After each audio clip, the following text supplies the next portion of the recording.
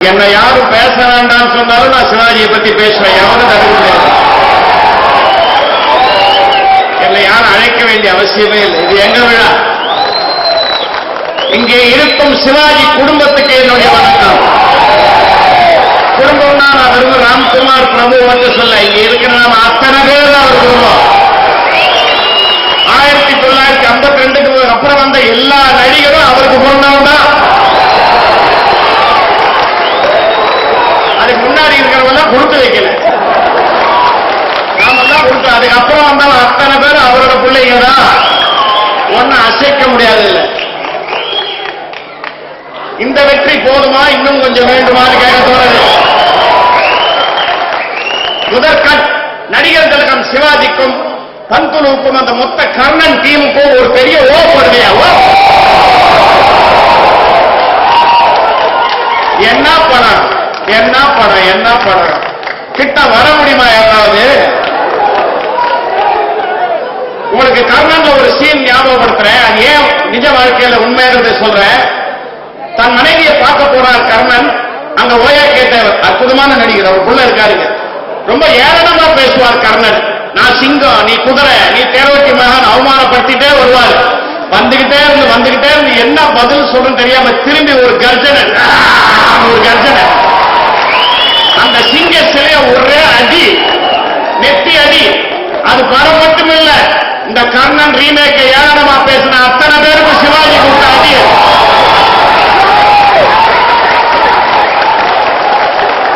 இங்க யாருக்கும் தெரியாது. சொக்கலிங்கம் என்ன வந்து பார்க்க வந்தப்போ அவருடைய ரசிகர் அவர் கார்ங்கிறவர் தான் அவரை கூட்டிட்டு வந்தார் என்ன பார்க்கறதுக்கு. என்னையா பண்ண போறீங்கன்னு, இந்த மாதிரி ஒண்ணு பண்ண போறேன்னா எதுக்கு, பணம் பண்றதுக்கான்னு கேட்டேன். இல்லைங்க எல்லாரும் என்ன கிண்டல் பண்றாங்க. என்னோட ஆசை என்னன்னா, கர்ணன் மாதிரி ஒரு காவியம், சிவாஜி மாதிரி ஒரு பெரிய நடிகர் இந்த தலைமுறை அவங்களுக்கு அறிமுகப்படுத்தணும்னு தான் எனக்கு ஆசை. ஏன்னா நாமெல்லாம் எப்படியும் பார்த்துருவோம். நமக்கு கர்ணன் வந்து டால்பி டிஜிட்டல் சவுண்ட் வந்தா தான் பார்க்கணுங்கிற அவசியம் இல்ல. சத்யன் தியேட்டர் வாசல்ல போஸ்டர் ஒட்டினா கூட 3 மணி நேரம் உட்காந்து நான் பார்ப்பேன். நீங்களும் அப்படிதான் பார்ப்பீங்க. அவர் சொன்னார், இளைஞர்களை பார்க்க வைக்கணுங்க. ஒரு ஜெனரேஷனே மறந்துடும் போல் இருக்கு. இதெல்லாம் நடிப்புனா என்னங்கிறதே மறந்துடுவாங்க போல் இருக்கு. எல்லாம் விஜி பண்ணியிருந்தாச இன்ஸ்டால்மெண்ட்ல பேசுறாங்க வசனத்தை. நீங்க ஏன் எதுக்கு, எப்போ வந்தியா போடியா, என்ன முக்கிய பேசுறது வசந்தா. கர்ணன் வந்து உள்ளத்தில் நல்ல உள்ளம் பாட்ட கிருஷ்ணன் சார். நான் இல்ல, என் வயசுக்காரல்ல இல்ல, இளைஞர்கள். படம் முடிஞ்சு வந்த இளைஞர்கள் இன்னைக்கு 18-20 வயசுல இருந்து நடிப்புனா என்னன்னே 30 வருஷமா பார்க்காத பாவப்பட்ட ஜென்மங்கள் என் காலில் வந்து விழுந்தாங்க. என் காலில் நான் என்னையா பண்ண, ஐயா நீங்க சிவாஜி பத்தி பேசிக்கிட்டே இருக்கீங்களே, இன்னைக்குதான் புரியுது நீங்க தான் ஏன் சிவாஜிக்குள்ள வெறியனா இருக்கீங்கன்னு எங்களுக்கு சொன்னாங்க. இது வழக்கடியில் நான் சொல்ற சத்தியம் நடந்தது. என் பொண்ணை கேளுங்க, அதை தேர்ல சொக்கலிங்கத்தை கேளுங்க. அத்தனை பேர் என்ன சூழ்ந்துருக்காங்க. என்ன சார் சிவாஜி பலவிதமா நடப்பார் அப்படின்னு சொன்னாங்க. ஒரே படத்துல 10 விதமா நடக்கிறாரு சார் அந்த மனுஷன். முதல்ல தேர் வரும்போது வீரமான நடிப்பு, அந்த போட்டியில ஒரு நட, தனக்கு தாய் யாரும் தெரிஞ்சவன நொந்து போன ஒரு நட, கோர்ட் அவமானப்படுத்தினது அதுக்கு ஒரு நட. என்ன சார் இதெல்லாம் எப்படி, என்ன அட போங்கடா நீங்க எல்லாம் தானே பார்த்தது, இதெல்லாம் லெப்ட் ஹேண்ட்ல பண்ணுவாரியா தலைவர். நீங்க பார்க்கல, 20 வருஷமா நல்ல நடிப்பையே பார்க்கல. நீங்க நொந்து போயிருக்கீங்க. அதாவது அலைவீங்க இப்போ நல்ல நடிப்புக்கு. பார்த்த உடனே அவருக்கு தெரியுது. அதே மாதிரி வாசு ரொம்ப அழகா சொன்னார். அந்த குந்தி தேவி சீன்ல சத்தியமா சொல்றேன், வசனமே கேட்கலீங்க, அவ்வளவு கைத்தட்டேன் தியேட்டர்ல. எல்லாம் முடிச்சுட்டு சொல்றாரு, திடீர்னு வந்து என்ன கூப்பிடுறியாமா, துரியோதனை விட்டு உன்னோட வர சொல்றியே அப்படின்னு ஒரு கேப். எப்பேற்பட்ட ஏமாத்துக்கார பாருங்க அந்த நடிகர் சிவாஜி கணேசன். அதாவது எல்லாம் ரெடி ஆகுறா, அடுத்த வசனத்துக்கு கை தட்டணும்னு, இது நியாயமாமா அப்படிங்கிற அடிக்கிறோம் பின்னிக்கல ஆக்ஷன். நான் இல்ல, இளைஞர்கள். அவர் கேட்கிற மாதிரி இருந்தது. எப்படின்னா, இளைஞர்களை இத்தனை வருஷமா நடிப்பே பார்க்காம இருந்துட்டு வந்து இன்னைக்கு பார்த்துட்டு கை தட்டுறீங்களே, இது நியாயமாயான்னு கேட்கிற மாதிரி இருக்கு. அப்பேற்பட்ட ஒரு நடிகன். இந்த கர்ணனோட வெற்றிக்கு காரணம் இந்த டால்பி டிஜிட்டல் மட்டும் இல்ல, அதுல இருந்த சத்து. அந்த காலத்துல பிரம்மாண்டம்னா என்ன, சும்மா அமெரிக்காவிலும் ஆஸ்திரேலியாவிலும் போய் படம் எடுத்துட்டா அது பிரம்மாண்டம் கிடையாது. கதையில இருக்கும் பிரம்மாண்டம், நடிகர் திலகம் நடிப்பில் இருக்கிறது பிரம்மாண்டம், அதுவே கிடையாது.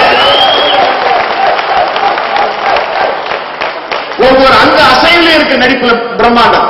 அந்த மாதிரி எத்தனையோ படங்கள். கர்ணன் என்னை பொறுத்த வரைக்கும் அவர் சும்மா சாதாரணமா பண்ணிட்டார். இவர் சொன்ன மாதிரி முதல்ல அழகா சொன்னார். அந்த கேரக்டர்ஸ் எல்லாம் கூட அவளுக்குள்ள வந்து கூந்து. ஒரு சின்ன 10 வயசு பையன் என்கிட்ட வந்து சொன்னான், கடைசி சீனை பார்த்துட்டேன். அந்த அம்பு குத்தி இருக்கும் போது அந்த கண்ணை உயர்த்தி பாக்குறாரு. அதுல அவர் என்ன சொல்றாரு தெரியுமா அப்படின்னு அங்கிள்லாம் சொல்லுப்பா 10 வயசுல நீ என்ன சொல்ல போறேன்னு பார்த்தா, டேய் நீ கிருஷ்ணன் தான் ஏமாத்த வந்திருக்கேன்னு எனக்கு தெரியுதுன்னு கண்ணிலே சொல்றாரு, டயலாக் இல்லாம சொல்றான். அதனாலதான் சொல்றேன், யாராவது வசனம் எழுதிதான் சிவாஜி கணேசன் நடிக்கிறான் ஒரு அவசியமே கிடையாது. 3 மணி நேரம் இருந்தாலும் சைலண்ட் படுத்த விட்டா கண்ணாலே நடிச்சு அத்தனை பேர் கோர்ஸ் போட்டு விடுவாங்க. எழுதுறவங்களுக்கு தான் பெருமை, இந்த சந்தேகம் கிடையாது. சிவாஜி வசனம் பேசி அதனால்தான் எழுதினவங்களுக்கு பெருமை. அடிச்சு சொல்ற யார் வேணா எல்லாரும் சொல்லல. எத்தனையோ பேருக்கு எழுதுறாங்க, எத்தனை பேர் வசனம். அதெல்லாம் ஆரூர் தாஸ் வந்து எனக்கு தான் வசனம் எழுதுனாரு. அவனா ஞாபகம் வச்சிருக்கீங்களா? இப்ப நான் சொன்னீங்கன்னா செருப்பா எடுப்பீங்க.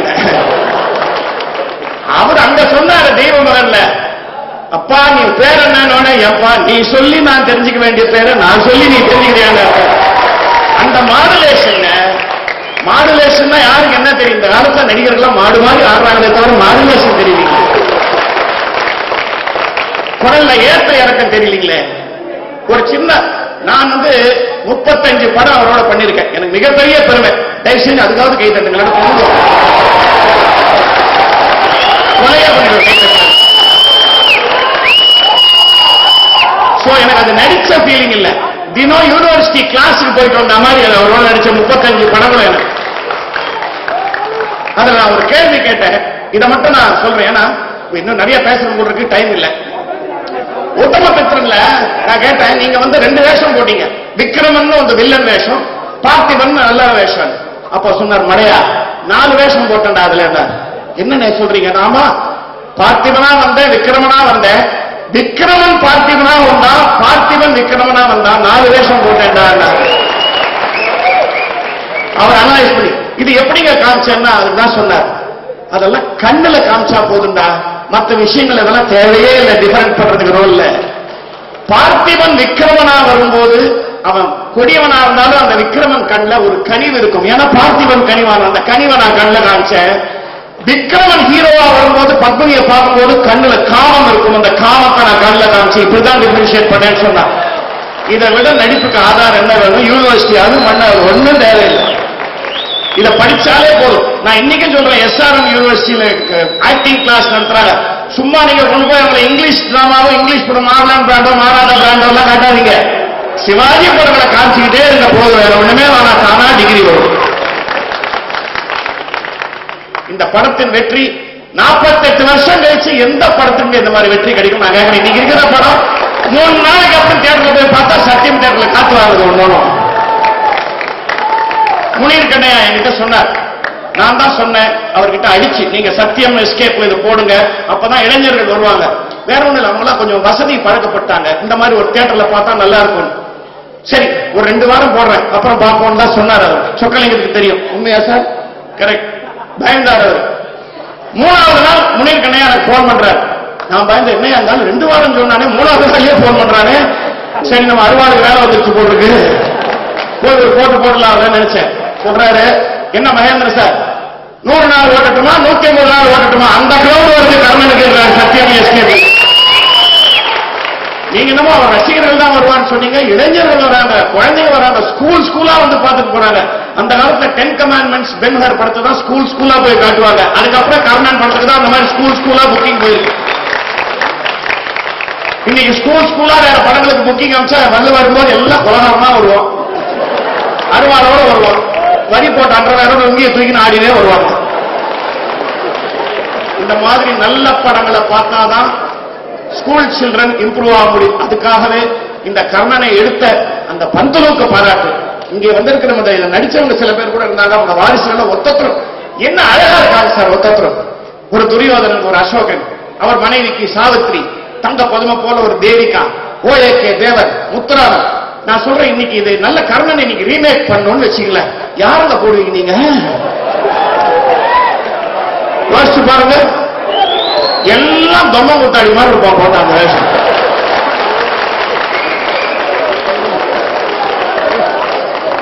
இல்ல நான் உங்களை சொல்லல.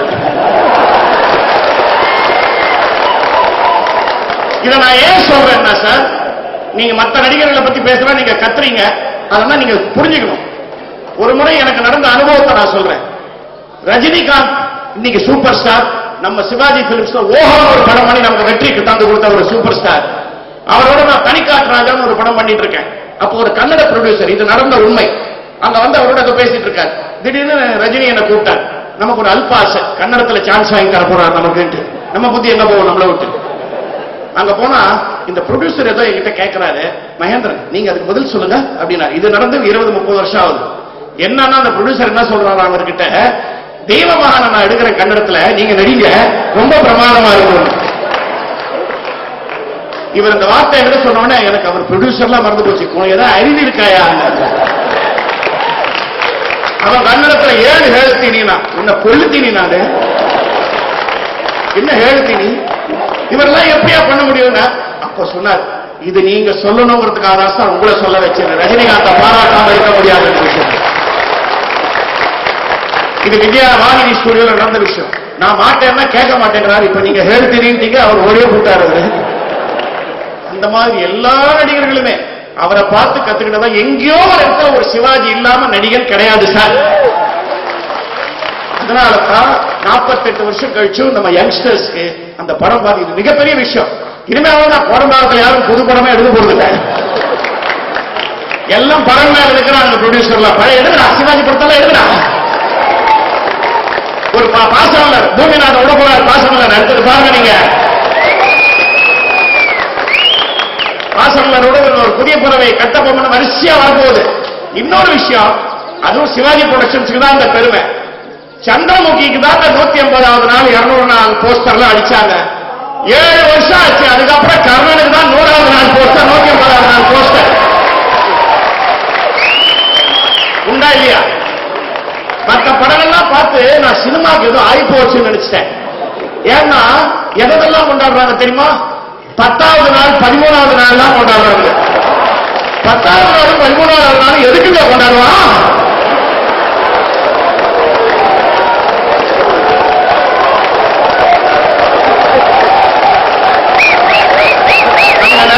சினிமா 10வது நாளை கொண்டாடுறாங்க. சரி அதிர்ஷ்ட சூரியன் எல்லாம் தருவாங்க போல இருக்குன்னு நினைச்சேன். 150 நாள் இன்னும் கூட ஓடி இருக்கும். இந்த மாதிரி பல விஷயங்கள், நல்ல விஷயங்கள். சொக்கலிங்கத்துக்கு என் பாராட்டுகள். அவரை என்னை அறிமுகப்படுத்தி வச்ச கானுக்கு என்னுடைய நன்றி. கூட ஒத்துழைத்த அத்தனை தொழில்நுட்ப வல்லுநர்கள், அந்த டெக்னிக்கல் பீப்புளுக்கெல்லாம் ஒரு கைத்தடி. எவ்வளவு கஷ்டப்பட்டு பண்ணியிருக்காங்க அந்த விஷயத்தை.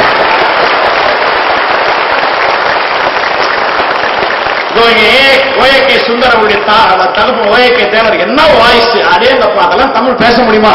நம்ம சுரேஷ் அவருடைய பிரதர் வந்து கிரேசி மோகன் ட்ரூப்ல நடிக்கிற அவர் தான் அந்த புள்ளையா வீரமா பேசுறது. மாஸ்டர் ஸ்ரீதர் அண்ட் எல்லாத்துக்கும் மேல தெய்வீகமா சங்கீதத்தை போட அந்த விஸ்வநாத ராமூர்த்தி கண்ணதாசன் காம்பினேஷன். பகவத்கீதையை 2 லைன்ல சொன்னார் அந்த மனுஷன். மரணத்தை இன்னும் கலங்கும் விஜயான்னு சொல்லி அந்த மாதிரிலாம் யாரும் எழுதவே முடியாது. அண்ட் இப்படி நம்ம சொல்லும் போது NT ராமராவையும் நம்ம மறக்க கூடாது. அவருக்கும் ஒரு மிகப்பெரிய கைத்தட்டல் கொடுக்கணும் நீங்க. ஏன்னா ஒவ்வொரு மணியும் அந்த ஷோல அவர் வந்து சொல்றாரு பாருங்க, ஏற்கனவே 4 முறை செத்தவனை போட்டு நீங்க சாகடிச்சு செத்த பாம்பு அடிச்சு சும்மா செத்துட்டீங்களா, அந்த டைலாக் எவ்ரி டைம் கிளாப்ஸ் வருது. அது அவருடைய மாடுலேஷன். அந்த மாதிரி என்ன கூட்டு முயற்சி. இதுதான் பிரம்மாண்டம். வெறும் கிராபிக்ஸ் வச்சு ஏமாத்துறது பிரம்மாண்டம் இல்லை. மீண்டும் பிரம்மாண்டம் கதையிலும் நடிப்பிலும் அமைப்பிலும் வர வேண்டும். அதை வர வேண்டும் என்ற ஆசைதான். ஆனால் சிவாஜி மறுபடியும் வந்தால்தான் அது வர வேண்டும். இந்த தருணத்திலே எனக்கு என்ன ரொம்ப ஆசைன்னா, நீங்க எல்லாரும் ஒரு சத்தியம் பண்ண என்னன்னா, நம்ம பசங்க இருக்காங்கல்ல, அவங்களுக்கு இந்த சிவாஜி வெறிய ஊட்டி விடுங்க. நான் அப்படிதான் என் பொண்ணு ஊட்டி விட்டுருக்கேன். அதை அவ பிள்ளைங்க ஊட்டி விட்டுருக்கா. நீங்க அதை பண்ணணும். நீங்க அவளை கொண்டு போய் இந்த குத்துப்பாட்டு படத்தெல்லாம் காமிச்சு கெடுக்க கூடாது. குத்துப்பாட்டு பாடினா இனிமே வீட்டுல ட்ரெஸ் கிடையாதுன்னு சொல்லி அமரமா நிக்கிறீங்க பசங்க. சிவாஜி படத்தை பாருங்க, நல்ல விஷயத்தை கத்துங்க அப்படின்னு நீங்க வளர்த்தாதான் அடுத்த ஜெனரேஷனுக்கு பிலிம் அப்ரிசியேஷன் என்னங்கிறது தெரியும். நான் அதனால மேற்கொண்டு யாருமே நல்லா நடிக்கலன்னு சொல்லிய, நான் சின்ன தம்பி படத்தை 4 தடவை பார்த்திருக்கேன், எனக்கே தெரியும். அந்த மாதிரி நல்ல படங்களை ரசிக்கணும்னா சிவாஜி படங்களை பார்த்தாதான் எது நல்ல படம் எது மோசமான படம் தெரியும். அதுக்காக சொல்றேன். இதோ இப்ப தம்பி நம்ம விக்ரம் வந்திருக்காரு. விக்ரமுக்கு நீங்களா ஆசிரியர் எங்க? விக்ரம் எங்க? அங்கே எழுந்து ப்ளீஸ். அவருக்கு ஆசீர்வாதம் கொடுக்கணும். ஏன்னா பிரபு தன்னுடைய ஸ்பீச்ல என்ன அருமையா சொன்னார். அந்த யானை மேல ஏறி நிற்கிறார்ல, ஒரு தந்தம் கமலஹாசன் ஒரு தந்தம் ரஜினிகாந்த் யாரோ சொன்னப்போ, அப்படி இருந்தாலும் மேல இருக்கிற தலை எங்க அப்பன் கணேசன் தானே சொன்னாரு.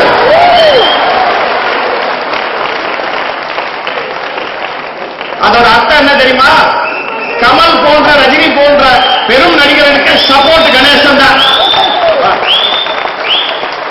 என்னுடைய வாழ்த்துக்கள். அடுத்த வாரிசு பெருசா உருவாகணும். இன்னும் 20-30 வருஷம் கழிச்சு இவனுடைய 100வது நாள் படத்துக்கு நாங்க வந்து இந்த மாதிரி பேசிட்டு இருக்கணும்.